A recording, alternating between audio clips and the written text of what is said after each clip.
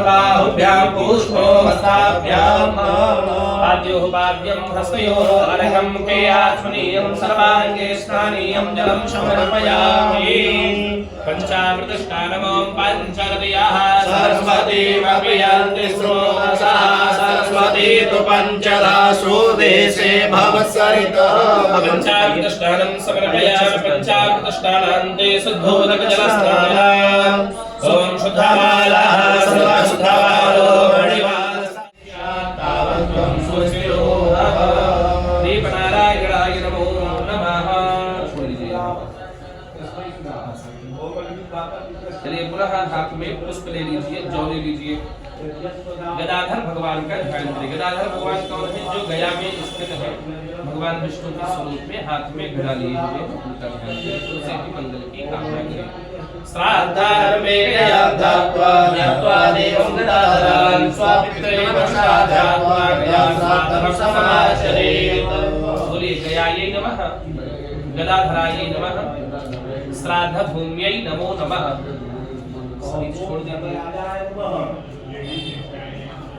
पुनः हाथ में पुष्प लीजिए और जौ लीजिए। जो पृथ्वी है ये भगवान विष्णु की पत्नी है। माता का नाम लोग प्रार्थना भी करते हैं, विष्णु पत्नी तो विष्णु भगवान का और पृथ्वी का दोनों का ध्यान करते हुए दोनों से मंगल की कामना करें। ठीक। ओम शांताकारं जगद्गुरुं पद्मनाभं श्रेष्ठं ओम प्राच्ये नमः, ओम अवाच्ये नमः, ओम प्रतीच्ये नमः, ओम उदीच्ये नमः, ओम अंतरिक्षाय नमः, ओम श्राद्धभूम्यै नमो नमः। चारों तरफ छोड़िए। पूर्वे नारायणः पातु वाजा दक्षिणे प्रद्युम्नः पश्चिमे पातु वासुदेवस्तोत्तरे ऊर्ध्वं गुणधनो रक्षेत् हस्ताच्च दिविक्रमः निवेबन्धनम् ॐ सोमस्य निविरसे विष्णोः सर्वाणि सर्वाजामानेत्रस्य योनिरसि सुस्याः कृते स्मृते अथ संकल्पः। हाथ में त्रिपुष्पिल जल कुशा प्रसोवरेः सर्वादिव सर्वः वेरुधः पारैष्णवः पुष्पमालां समर्पयामि वीरं गुलालिदुराण्टुमाण्टु मधुर्वधितां दुर्वयं वयं दुर्वामः देवानामसि परितमर्गो सपितमं पुत्रितमं दुष्टतमं देवहूतमं सुखमाघ्रापयामि देवं दर्पयामि हस्तौ प्रक्षालनैवेद्यनिवेदनम् ओम नाभ्या आशीर्वादं दर्पगुं शेषोद्यौः समवर्तता तुभ्याभो मृदिशः स्मोक्यामजपाशोकान् अकलवायान्नावेद्यं निवेदयामि निवेद्यान्ते आचमनीयं सुधाचमनीयं प्रत्याचमनीयं जलं समर्पयामि। प्रतिफलं ओम जाः फलनीर्या अफला अमृतायाश्च पुष्पणीः प्रियपति प्रसूस्तास्तालो समर्पयामि फलान्ते मुक्षुधारताम्बूलमो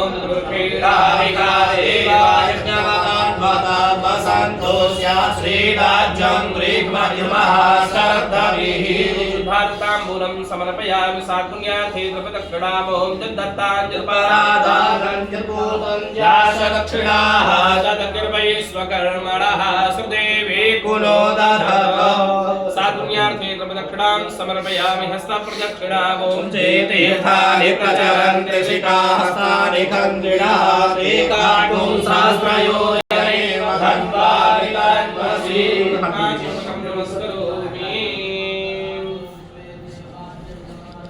प्रार्थना हाथ जोड़कर प्रार्थना करें भगवान से कि सभी प्रकार के हमारे जीवन में हमारे परिवार में मंगल की प्राप्ति हो और खूब उत्तरोत्तर वृद्धि हो, धन धान्य की कार्य व्यापार की सुख शांति की परिवार में वृद्धि होती रहे।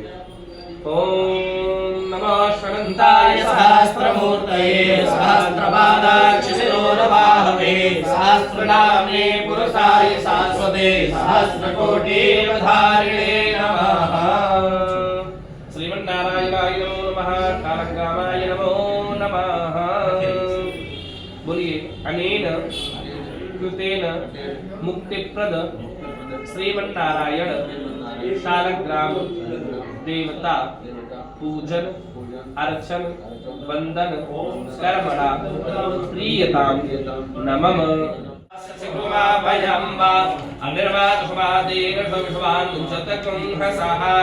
यदि दिवा यदि नक्तमे नागुंसि चक्रुमा भयम् वायुर्माधवादेन स्वर्गवा।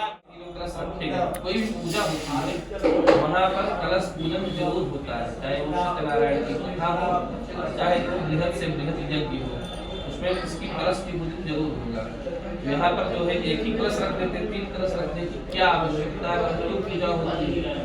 तो कलश में ब्रह्मा विष्णु महेश तीनों देवता, गायत्री सावित्री सरस्वती तीनों देवियां, ऋग्वेद आदि 4 वेद, अग्नि पुराण आदि 18 पुराण और 6 शास्त्र, गंगा की सभी नदियां, प्रयागराज की सभी तीर्थों का इसमें आवाहन होता है।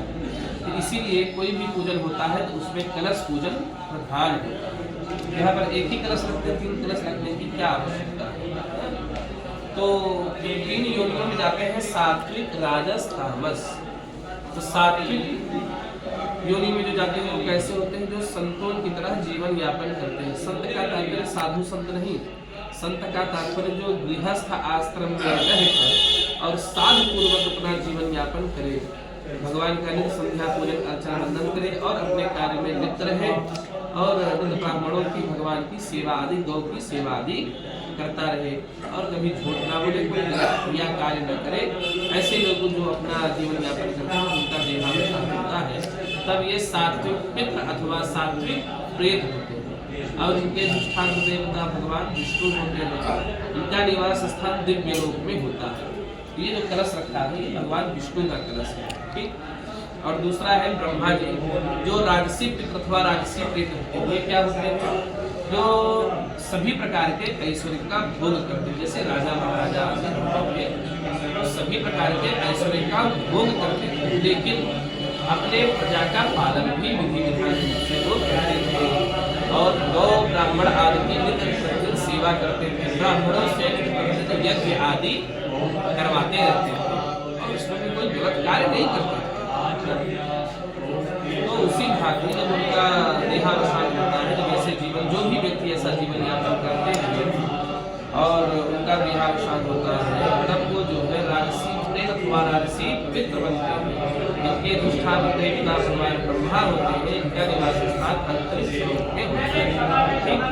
ये जो है ब्रह्मा जी का स्थान है। और तीसरे हैं तामसिक प्रेत अथवा तामसिक पितृ। ये जैसे वो सभी प्रकार के कर्मों में अग्रणी रहते हैं, मांस मदिरा आदि का भक्षण करते हैं, मिथ्यावादी रहते हैं, दुष्ट भाषण करने वाले अर्थात गाली गलौज करने वाले होते हैं। कहने के तात्पर्य जो सभी कर्मों में अग्रणी रहते हैं। तो ऐसे लोगों का जब देहावसान होता है तब ये तामसिक पितृ अथवा तामसिक प्रेत बनते हैं और इनके अधिष्ठात्र देवता भगवान शंकर होते हैं। इनका निवास स्थान पृथ्वी लोक पर ही रहता है, ये भगवान शंकर का स्थान है। तो कौन किस योनि में गया है हमें कैसे पता? बाहर से बहुत अच्छे दिखते रहे हो, अंदर से बहुत ही खराब रहे हो, या अंदर से जो है अच्छे रहे, बाहर से खराब दिखते हो तो पूर्ण दिखते रहे, इतने पता है कौन किस योनि में गया है। तो दानव ऋषि के अनुसार ये 3 ही योनियां होती हैं और इन तीनों योनियों की करेंगे। तो अभी तीनों कलशों का पूजन करेंगे। तो कलश में बहुत सारी सामग्री डाली जाती है, सर्वौषधि सप्तपत्रिका पंचरत्न पल्लव सीता सुपारी हल्दी ये सब अभी कलश में डाला गया है, ठीक। तो डाला तो गया है, लेकिन इसको मंत्रों के द्वारा अब मंत्रित भी करेंगे, जिसमें पावर आएगी जल जो है वो अमृत के समान है। तो इसी कुशा को पकड़े और इस प्रकार तीनों कलशों को स्पर्श करते हैं, ठीक है। हाँ, निरंतर करते रहिए। ओम महिद्योः पृथ्वी जननीं जनामि मुच्यतां विप्रदानो भरेमभिः उभयः सम्पदन्त सोमेन सह राज्ञास्मि गृह्णोति ब्राह्मणस्तकुं राजन् वारयामजीयाजगृगलसंभयात्वा विशन्दिन्दवः पुनरुजा निवृतवसानः सहस्रं निधोनुधारा वरुणस्योत्तं भरवसि वरुणस्य स्तम्भसर्जनी वरुणस्य रततन्यसे समासः पूर्वे तस्थितो ब्रह्मा भक्ति मातृगणास्ता रुक्षोदसागरा सर्वे सप्तद्वीपावसुन्धरा